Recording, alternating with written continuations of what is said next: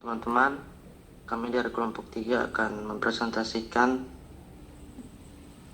tentang penyakit kronik obstruktif pulmonari disease atau COPD dan sepsis. Kelompok 3 terdiri dari saya sendiri, Deski Kondolele, Arya Putra Prasetya, Mesonikwa, dan Tanda C. Simbiak.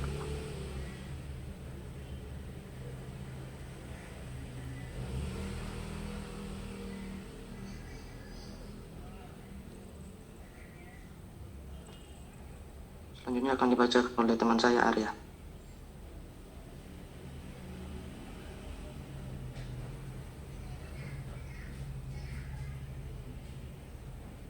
COPD, penyakit paru obstruktif kronis atau PPOK atau disebut juga COPD, adalah suatu penyakit yang bisa dicegah dan diatasi yang ditandai dengan keterbatasan aliran udara yang menetap. Biasanya bersifat progresif dan terkait dengan adanya proses inflamasi kronis saluran nafas dan paru-paru terhadap gas atau partikel berbahaya. Penyakit paru obstruktif kronis adalah penyakit yang ditandai dengan berdasarkan uji fungsi paru. Terdapat bukti objektif hambatan aliran udara yang menetap dan irreversibel. PPOK adalah suatu istilah yang sering digunakan untuk sekelompok penyakit paru-paru yang berlangsung lama dan ditandai oleh peningkatan retensi terhadap aliran udara sebagai gambaran patofisiologi utamanya. Menurut WHO, tahun 2015, lebih dari 3 juta orang meninggal karena penyakit ini atau COPD. Pada tahun 2015, yang setara dengan 5% dari semua kematian secara global, berdasarkan data dari American Lung Association 2013, PPOK merupakan penyebab kematian ketiga di Amerika Serikat dan lebih dari 11 juta orang telah didiagnosis dengan PPOK. Selain itu, menurut penyakit paru obstruktif kronis merupakan satu kelompok penyakit paru yang mengakibatkan obstruksi yang menahun dan persisten dari jalan napas di dalam paru. Yang termasuk dalam kelompok ini adalah bronkitis, emfisema paru, asma terutama yang menahun, bronkiektasis. Next.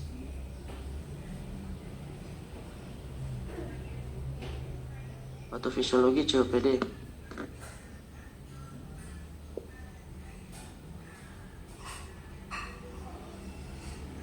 Saluran napas dan paru berfungsi untuk proses respirasi, yaitu pengambilan oksigen untuk keperluan metabolisme dan pengeluaran karbon dioksida dan air sebagai hasil metabolisme.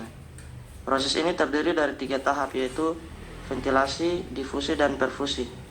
Ventilasi adalah proses masuk dan keluarnya udara dari dalam paru. Difusi adalah peristiwa pertukaran gas antara alveolus dan pembuluh darah. Sedangkan perfusi adalah distribusi darah yang sudah teroksigenasi. Gangguan ventilasi terdiri dari gangguan restriksi, yaitu gangguan pengembangan paru, serta gangguan obstruksi, berupa perlambatan aliran udara di saluran napas. Parameter yang sering dipakai untuk melihat gangguan restriksi adalah kapasitas vital atau KV, sedangkan untuk gangguan obstruksi digunakan parameter volume ekspirasi paksa detik pertama dan rasio volume ekspirasi paksa detik pertama terhadap kapasitas vital paksa.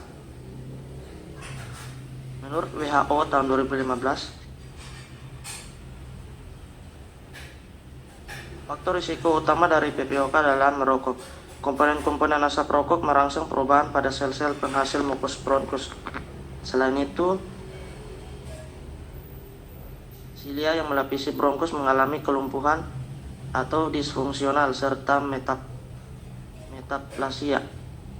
Perubahan-perubahan pada sel-sel penghasil mukus dan silia ini mengganggu sistem eskalator mucociliaris dan menyebabkan penumpukan mukus kental dalam jumlah besar dan sulit dikeluarkan dari saluran napas. Mukus ini berfungsi sebagai tempat persemaian mikroorganisme penyebab infeksi dan menjadi sangat purulen. Timbul peradangan yang menyebabkan edema jaringan. Proses ventilasi terutama ekspirasi terhambat. timbul hiperkapnia akibat dari ekspirasi yang memanjang dan sulit dilakukan akibat mukus yang kental dan adanya peradangan. Next. Ketiga, penyakit yang membentuk satu kesatuan PPOK yaitu asma, emfisema paru-paru, dan bronkitis. Asma akibat alergi bergantung kepada respon IgE yang dikendalikan oleh limfosit T dan B serta diaktifkan oleh interaksi antara antigen dengan molekul IgE yang berikatan dengan setmas. Sebagian besar alergen yang mencetuskan asma bersifat airborne, dan agar dapat menginduksi keadaan sensitivitas alergi tersebut harus tersedia dalam jumlah banyak untuk periode waktu tertentu. Antagonis B adrenergik biasanya menyebabkan obstruksi jalan napas pada klien asma. Sama dengan klien lain dapat menyebabkan peningkatan reaktivitas jalan napas, dan hal tersebut harus dihindarkan. Pencetus asma mengakibatkan timbulnya antigen dan antibodi. Reaksi antigen antibodi ini akan mengeluarkan substansi pereda alergi yang sebetulnya merupakan mekanisme tubuh dalam menghadapi serangan. Zat yang dikeluarkan dapat berupa histamin, bradikinin, dan anafilatoksin. Hasil dari reaksi tersebut adalah timbulnya 3 gejala, yaitu berkontraksinya otot polos, peningkatan permeabilitas kapiler, dan peningkatan sekret mukus. Penata laksanaan COPD. Penata laksanaan COPD ini bertujuan untuk mengurangi gejala, mencegah progresivitas penyakit, meningkatkan toleransi latihan, meningkatkan status kesehatan, mencegah dan menangani eksaserbasi, menurunkan kematian. Penata laksanaan umum COPD ialah memberikan edukasi, berhenti merokok, obat-obatan, rehabilitasi, terapi oksigen, ventilasi mekanik. Next.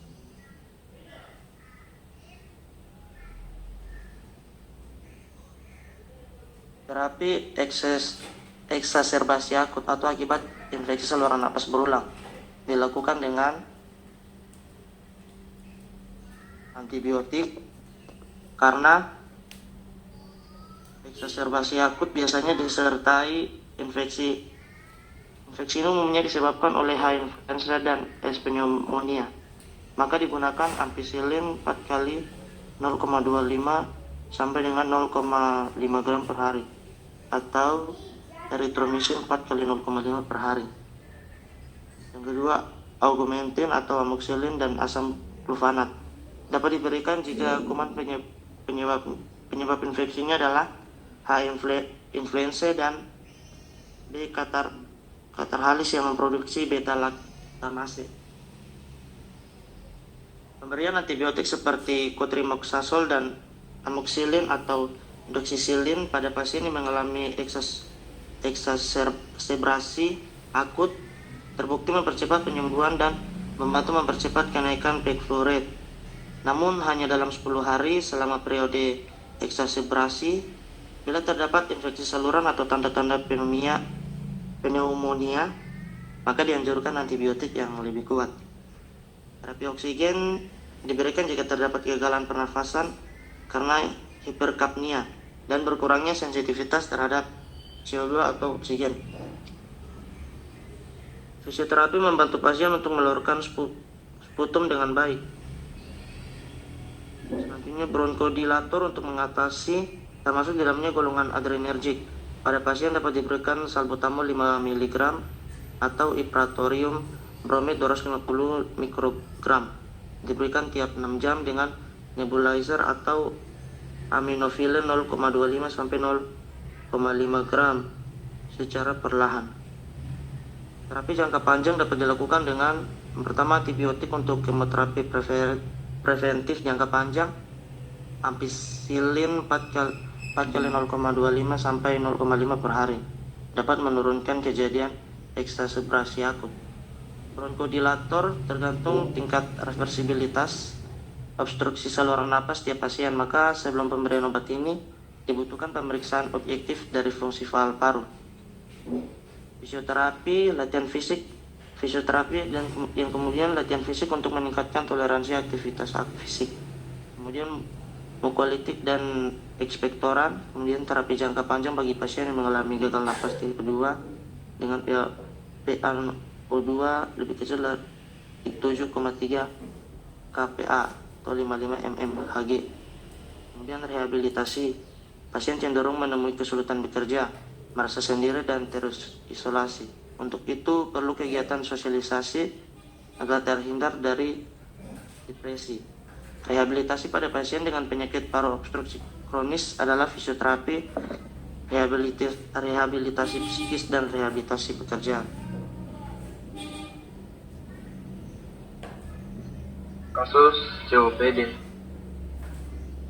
Tuan T berumur 68 tahun, pekerjaan wira swasta atau sebagai penambal ban, datang dengan keluhan utama batuk berdahak dan sesak napas sejak 2 hari yang lalu, disertai sakit perut dan kembung. Pasien memiliki riwayat penyakit sering mengalami sakit perut disertai kembung, sering sesak bila kecapean, dan juga merokok. Dari hasil pemeriksaan fisik, pada pasien didapatkan kesadaran komposmestik, kesadarannya normal, tinggi badan 167 cm, berat badan 75 kg, tekanan darahnya 130/100 mmHg, nadi 88 kali per menit, suhu 36 derajat Celcius, rate respiration 20 kali per menit. Terpasang infus sering 12 ppm. Terapi yang diberikan yakni terapi cairan berupa asering dan dilakukan terapi nebulizer berupa 60 confident 2,1 per 2 mili per 8 jam. Injeksi cefotaxin 1 gram 2 kali 1. Injeksi metil 125 gram 2 kali 1. Vectrim sirup 300 mili 3 kali 1. Injeksi laksi 2 mili 1 kali 1, dan valsatran 80 mili 1 kali 1. Untuk subjek, nama Tuan T, umur 68 tahun, pekerjaan wira swasta atau penambal ban, riwayat alergi tidak ada, riwayat penyakit, sakit perut, disertai kembung, dan sering sesak bila kecapean dan merokok. Riwayat keluarga Tuan T tidak pernah menderita batuk dan sesak napas seperti dialami Tuan T ini. Keluhan, batuk berdahak dan sesak napas sejak 2 hari yang lalu, disertai sakit perut dan kembung. Objek pada pemeriksaan fisik didapatkan bunyi pekak pada area paru, misalnya cairan atau mukosa, bunyi napasnya mengis, bronki pada paru bagian kanan. Pada tekanan darah didapatkan 130/100 mmHg, tidak normal, suhu 36 derajat Celcius, rate respiration 25 kali per menit, tinggi badan dan berat badan 167 cm per 75 kg, nadinya 88 kali per menit. Assessment terapi yang diberikan, nama obat injeksi asering, memiliki indikasi mampu membantu mengatasi kehilangan cairan dan darah dalam jumlah banyak, membantu kadar kalsium yang rendah, menyeimbangkan jumlah elektrolit dalam tubuh, dan menambah jumlah natrium yang rendah di dalam tubuh.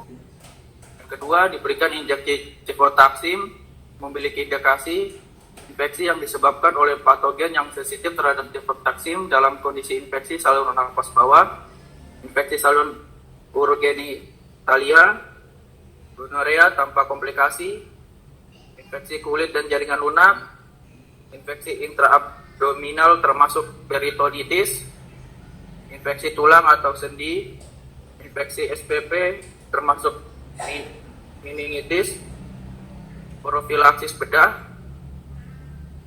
Yang ketiga, injeksi methylprednisolon, memiliki indikasi sebagai antiinflamasi atau imunosupresi pada beberapa penyakit hematologi, alergi, inflamasi, neoplasma maupun autoimun.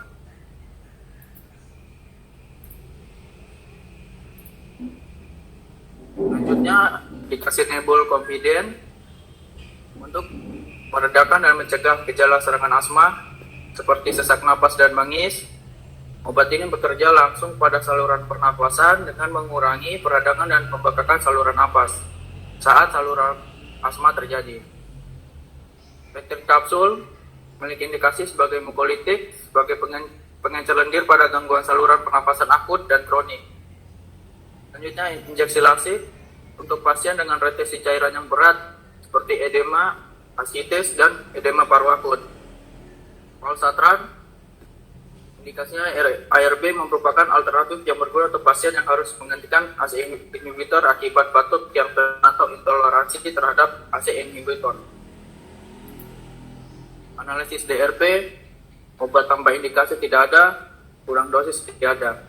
Kelebihan dosis ada, yaitu pada injeksi cefaltaxim seharusnya diberikan 1 gram tiap 12 jam. Pada infeksi berat atau mengancam nyawa dosis dapat tingkatkan sampai maksimal 12 jam per bas. Yang ketiga, pemilihan obat kurang tepat, tidak ada. Indikasi yang tidak ditangani ada, yaitu pasien memiliki keluhan perut kembung. Selanjutnya interaksi obat, ada Valsartan sama lasik dapat meningkatkan dan menurunkan kalsium serum. Valsartan dapat diganti dengan obat amlodipin 1 kali 2,5 mg per hari. Untuk lasik sama metilprednisolon dapat meningkatkan hipokalemia minor atau tidak signifikan. Reaksi obat yang tidak diketahui tidak ada, gagal minum obat tidak ada. Gagalan terapi tidak ditemukan gagalan pada kasus ini. Sejauh follow up yang dilakukan, pasien harus mengalami perkembangan. Pasien mengatakan sudah dapat mengeluarkan dahak, pasien mengatakan batuk berkurang, batuk efektif dan mengeluarkan sekret.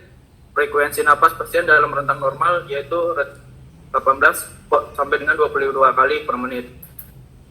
Kemudian injeksi asering diberikan dalam dosis 12 ppm melalui intravena. Injeksi cefaltaxim 2 kali 1 gram pemberian lewat intravena. Injeksi metilprednisolon diberikan 2 kali 25 gram melewati intravena. Injeksi lasik diberikan 1 kali 20 mg melalui intravena. Amlodipin 1 kali 2,5 mg per hari melalui rute oral. Peptide kapsul 3 kali 300 ml rute oral. Nebul confident 2,1 per 2 ml per 8 jam melalui rute inhaler. Terapi non farmakologinya yaitu berhenti merokok, rehabilitas paru untuk memperbaiki gejala, kualitas hidup, partisipasi fisik dan emosi penderita PPOK dalam aktivitas harian. Terapi oksigen jangka panjang dapat memperbaiki tingkat kelangsungan hidup pasien hipoksemia kronik berat saat istirahat. Terapi sebaiknya tidak rutin pada COPD stabil dan desaturasi sedang.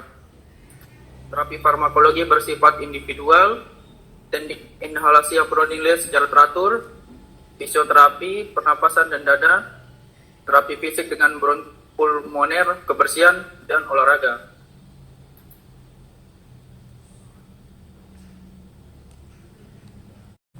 Ada yang mau bertanya? COPD dan sepsis. Ya, jadi COPD ini dia penyakit paru-paru ya, namanya juga pulmonary disease ya, penyakit paru obstruksi kronis ya.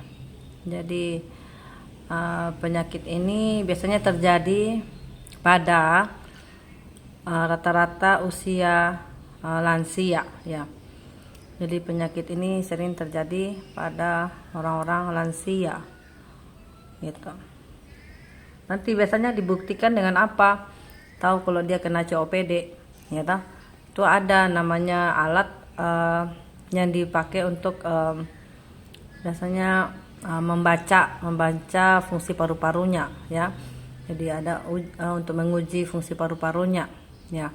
Jadi nanti tarik napas, buang, tarik napas, buang. Nanti di alat ada semacam selang gitu ya. kemudian dipakai untuk melihat berapa dalamnya tarikan napasnya, terus berapa tingginya waktu dia buang napas, dan berapa panjangnya dia bisa tiup udaranya itu gitu.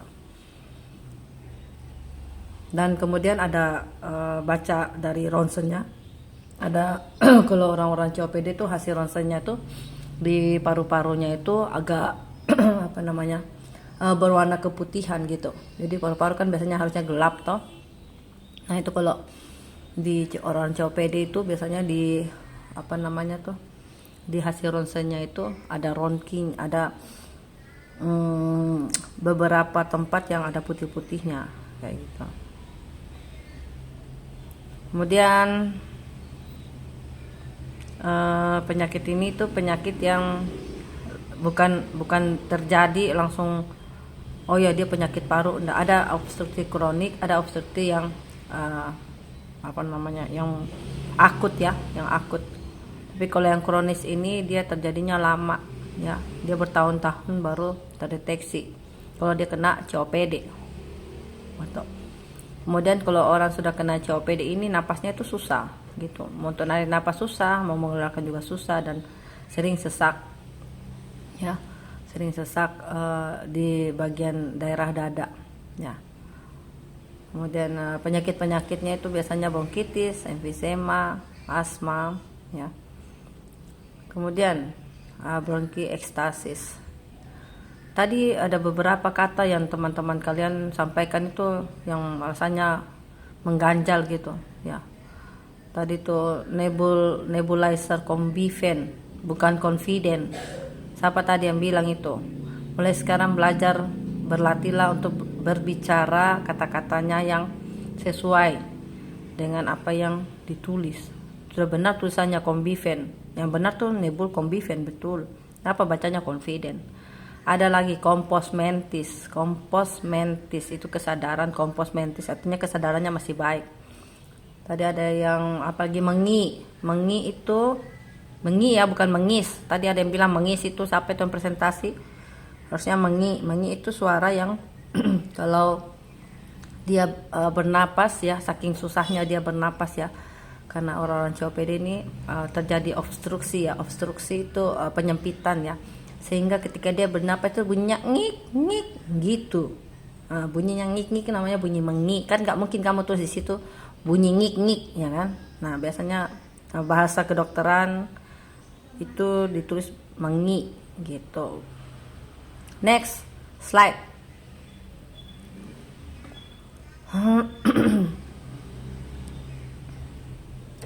Patofisiologi dari COPD biasanya macam-macam ya penyebabnya. Biasanya kebanyakan karena terpapar lama dengan apa namanya tuh alergen ya, entah itu rokok, entah itu debu ya, entah itu apa namanya tuh macam-macam lah alergennya. Setiap orang beda-beda. Nah karena sering terpaparnya sering terpapar dengan alergennya itu, maka sel-sel pada sel-sel mukus pada saluran pernapasan itu jadi ada perubahan gitu loh. Nah kemudian sering mengalami disfungsi ya di sel-sel mukusnya bronkus gitu. Kemudian nanti dia akan sering batuk ya, kemudian suka sesak gitu. Itu gejala-gejala dari COPD ya, karena sangat mengganggu di daerah saluran pernapasannya. Makanya kalau orang COPD-nya lagi kumat, dia harus cepat dikasih ventilator. Turun. Apalagi lagi zaman COVID ini, itu paling rentan ya orang-orang COPD ya. Jadi penyakit COPD ini terutama berkaitan dengan IgE. IgE itu apa sih? Kalian tahu nggak sih IgE?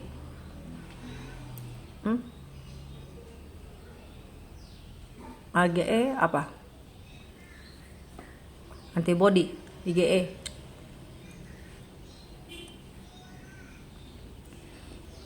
IgE itu yang berfungsi dalam berperan dalam apa? Ada yang tahu? Sistem imun tubuh. Ya, sistem imun. Jadi IgE yang sangat berfungsi ketika terjadi apa namanya itu? Ketika terjadi COPD, ya. Jadi alergen-alergen yang masuk itu dia akan mempengaruhi kerja dari si IgE ini ya, sehingga dia akan mengeluarkan berbagai macam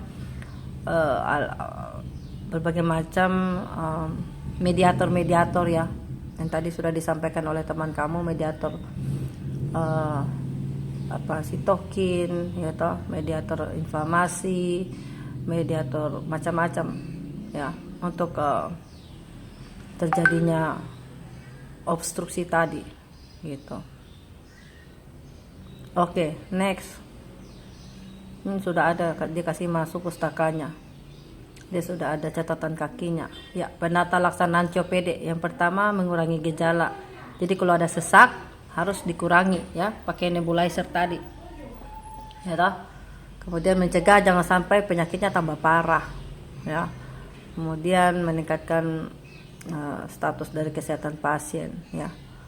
Kemudian harus berhenti merokok, atau kalau ada yang di sampingnya atau keluarganya merokok, maka dia harus menghindari itu, harus menghindari asap rokok itu ya. Terus kemudian menghindari obat-obatan yang dapat memicu terjadinya asma atau konstriksi tadi, obstruksi tadi ya. Kemudian terapi oksigen dan nutrisi yang baik. Next. Sudah, ini terapi oksigen, terapi antibiotik ya, augmentin ya, antibiotik kalau ada ditemukan ada bakteri, kemudian yang penting dikasih bronchodilator tadi ya. Dan itu yang penting oksigen karena dia sesak ya. Kemudian antibiotik tergantung ya bakterinya apa nanti. Kemudian kebanyakan sih yang ada di dalam COPD ini bakteri-bakteri yang ada di dalam saluran pernapasan. Ya, pneumonia penyebabnya apa ya? Ada yang tahu nggak bakterinya apa pneumonia? Haemophilus influenza. Ada lagi, ada S itu loh, S pneumonia itu loh, sudah ditulis itu loh. Penyebabnya apa? S pneumonia, ya lah. Maka bisa dikasih obatnya ampicillin erythromycin. Kemudian bisa dikasih kan kalau dia ada lendir, ada batuk ya, bisa dikasih mucolytic expectorant. Sama yang tadi tuh dikasih nebulizer. Next. Oke, dilihat ya. Kasusnya ini pasiennya ini masuk ya, dan keluhan utama batuk berdahak, sesak napas 2 hari yang lalu, disertai sakit perut dan kembung. Pasien memiliki riwayat penyakit, sering mengalami sakit perut disertai kembung. Sering sesak bila kecapean dan juga dia merokok. Ya, kesadarannya baik, kompos mentis ya. Kemudian di rumah sakit dipasang infus, kemudian pasang apa lagi di cairan sering, Combifen, nebulizer Combifen, cefotaxim ya, bukan cefotaxim. Taksim pakai M di belakang ya. Jangan suka typo. Kalau nanti skripsi suka typo begini, aduh, tidak maju-maju nanti. Revisinya tidak selesai. Jadi harus perhatikan. Penulisan benar tuh cefotaxim ya. 1 gram 2 kali 1, injeksi apa itu meti? Meti itu apa? Injeksi meti apa? Metilprednisolon maksudnya. Kok cuman injeksi meti? Ada ya obatnya namanya injeksi meti. Itu metilprednisolon. Iya, kalau metilprednisolon harus terus lengkap metilprednisolon. Kemudian Sirofactrim. Apa isinya Sirofactrim?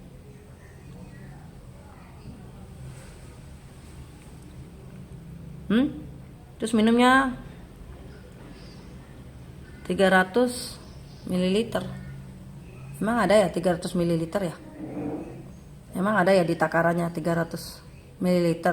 Setahu saya biasanya kalau dikasih sendok paling besar pun, sendok makan pun 15 ml.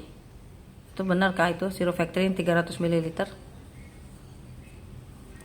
injeksi Lasix 2 ml.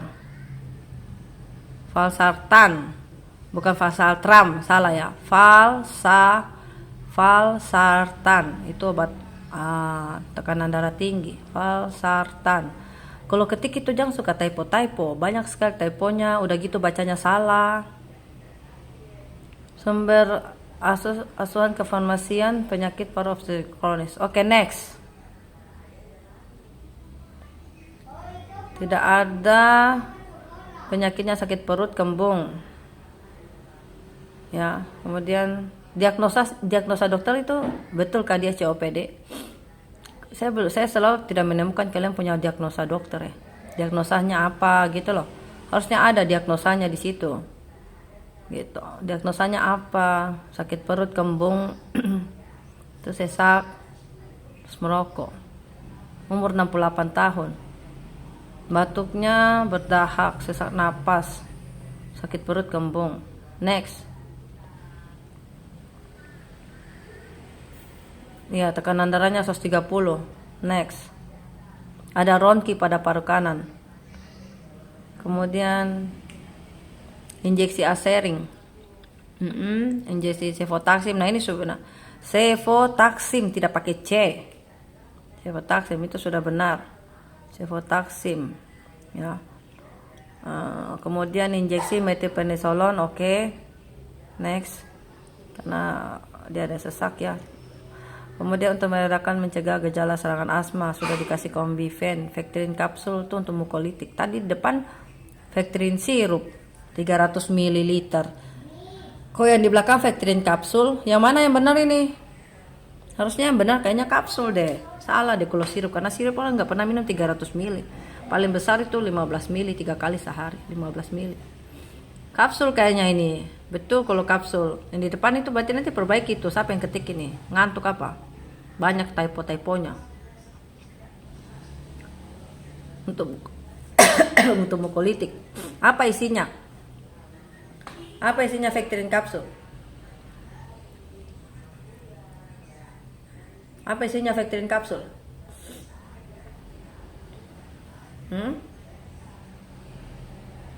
Apa isinya Vectrin kapsul? Erdosten. Apa? Erdosten. Apa? Aduh, nggak dengar. Kapsul masuk ke golongan Verdostren, Bu. Verdostren.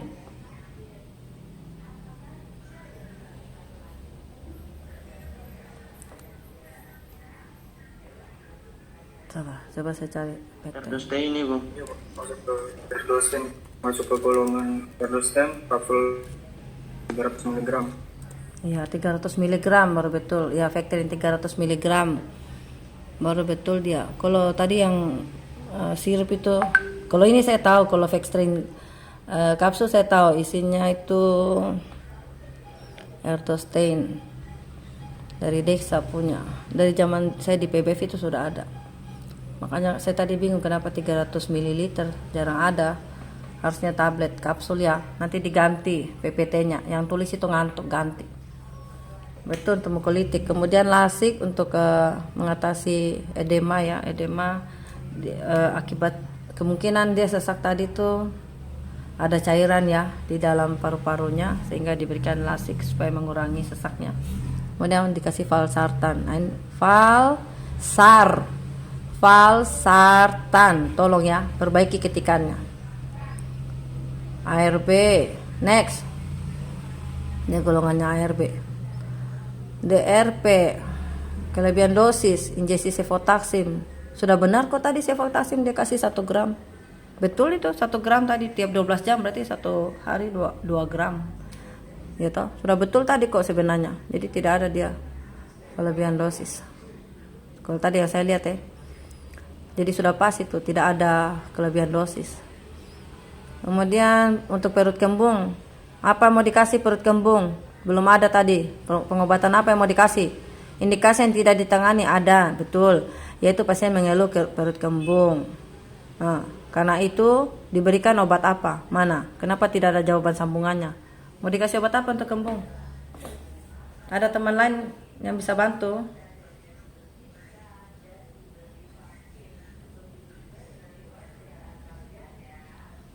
Halo? Ada yang bisa bantu untuk perut kembungnya? Kasih obat apa nih?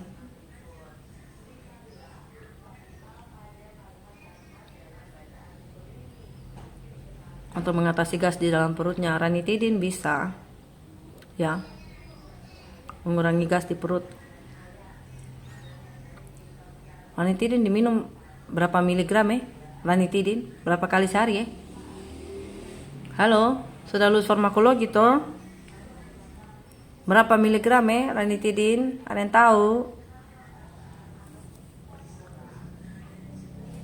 Ada 2 dosis dia, 150 sama 300.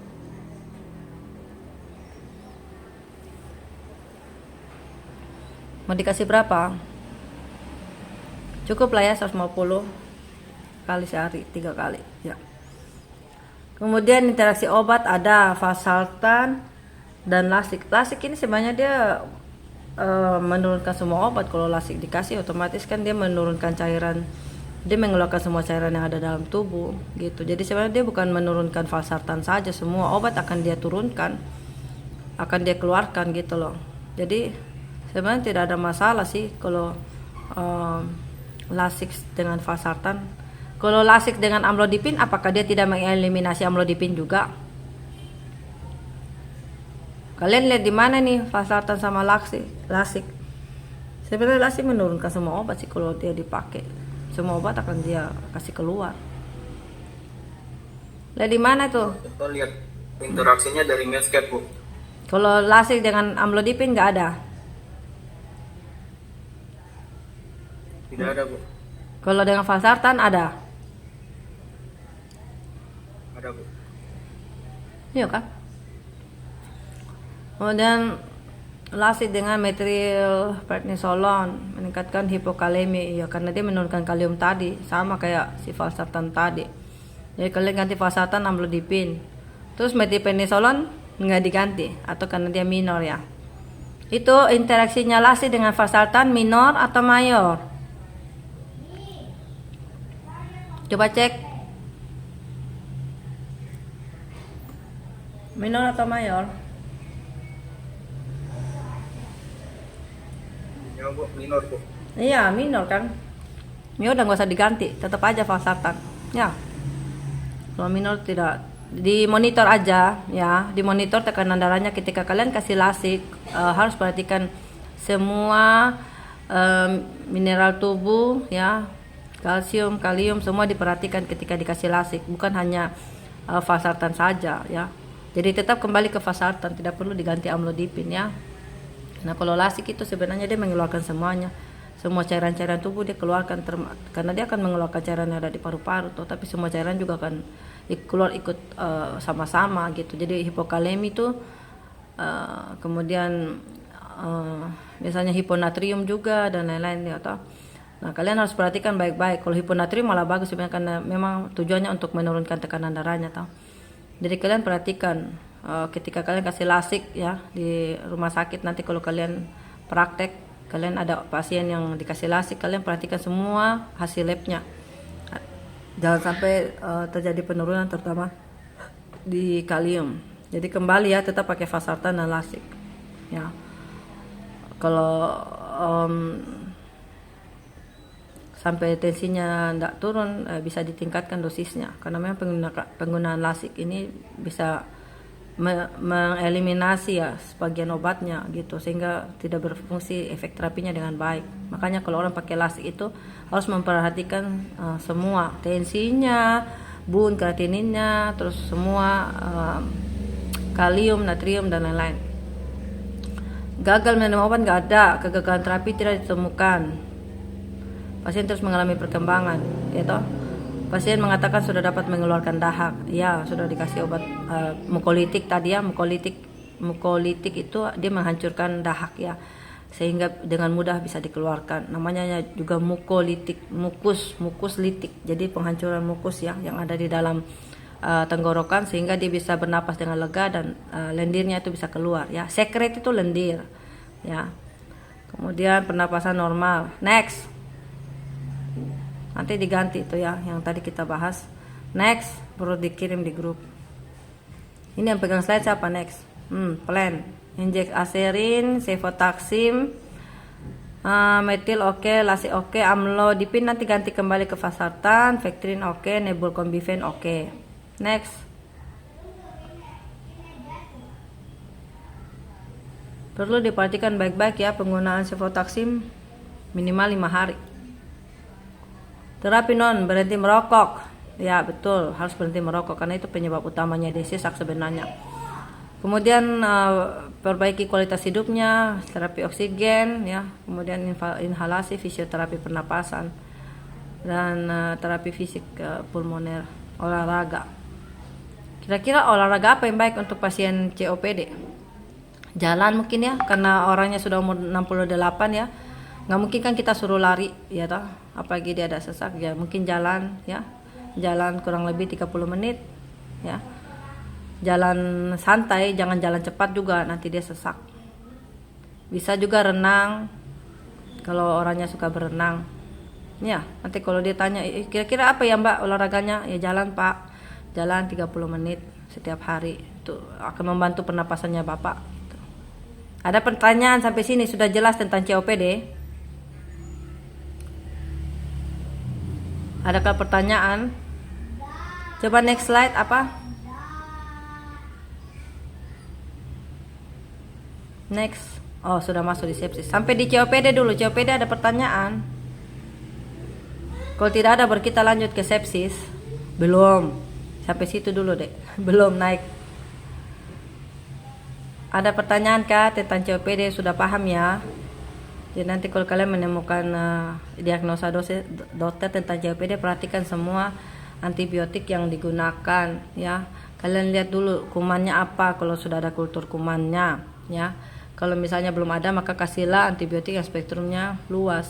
Biasanya di saluran pernapasan itu kan bakteri-bakteri gram positif ya. Gram positif itu amoxicillin bisa ya toh, erythromycin. Nanti perhatikan ya bakteri-bakteri yang ada di macam-macam. Ada saluran pencernaan sendiri, ada saluran kemih sendiri, ada saluran pernapasan, pencernaan, ada yang di apa namanya itu, yang di pneumonia sendiri. Gitu. Kalau pneumonia tadi, pneumonia pneumonia itu bakteri positif kah, bakteri negatif? Pneumonia.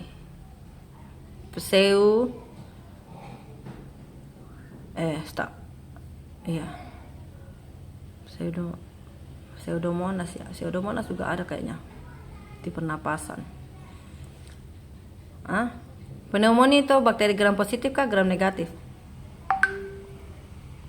Positif itu.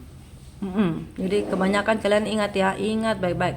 Kebanyakan yang ada di kulit ya, pernapasan itu semua bakteri gram positif. Jadi kalau kalian mau kasih antibiotik, terapinya kalau pasiennya sudah resisten antibiotik yang amoxicillin misalnya, kalian bisa kasih antibiotik lain yang bisa mengatasi bakteri gram positif. Oke? Yuk, kita next ya ke slide berikut.